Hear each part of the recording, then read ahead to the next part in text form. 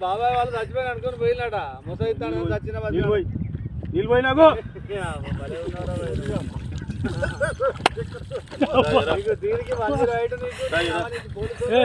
ఎందుకు పన్న వాళ్ళ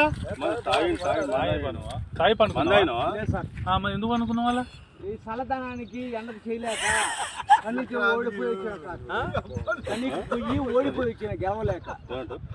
ఏం చేసావు 10 రోజుల నుంచి గణేట్ చేత నాతో గట్టించి నా కష్టం దోచుకొని గణేట్ రాయ్ నాకు అంటే డబ్బులు ఇచ్చారు కానీ క్షమ